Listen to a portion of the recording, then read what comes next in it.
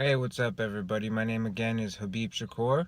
Today I'm making a video about a book that I am currently reading. It's called The Values Factor by Dr. John Demartini. It's a great book. Ultimately I kind of knew some of these things. I've been doing some work on my own, but basically there's some exercises in the book which I love. A lot of people pay top dollar to go through these types of exercises, and we are basically identifying your highest values. And how to identify your highest values is you write out a list of things that you ultimately say that I love. I would love to work in health. I would love to be a health advocate. I love my kids. I love my daughter. I love skiing. I love golfing. And that, ultimately the exercise before that is the I should haves, or I ought to, I have to. And those, when you complete those sentences, I should, I have to, those are what Dr. Demartini describes as social idealisms, which he's not saying to change. Obviously, we still have to go to work if we don't like it, but we're identifying our identities and realizing what's our highest values and what are we doing as social idealisms. And the fact of everything, and what's really great, is when you work towards your highest values, it's a very fulfilling life.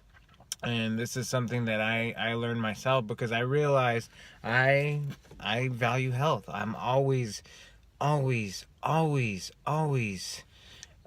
doing something to sustain my health.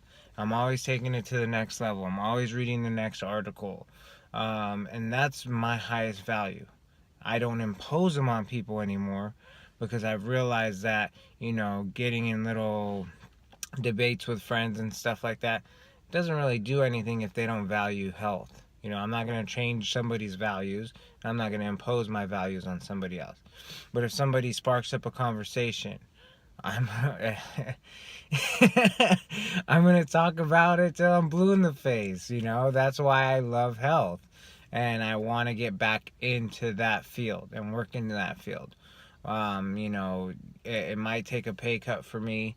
I might have to take a step back and things like that from my current employer, but I'm realizing, hey, I kind of almost know the key to getting out of agony that I have, and these circles I've been running into.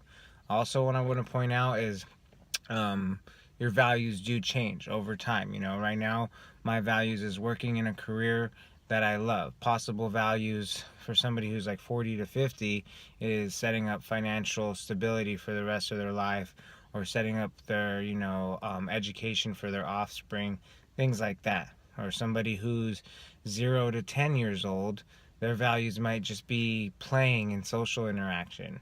Or somebody who's 10 to 20, it might just be social interaction. So your values do change, but identifying what's highest on your values and really looking at yourself in the mirror, and having that transparency on who you are and what you value most, gives you an idea of who you are. Do you want to value that most? Do you want to be indulged in that most?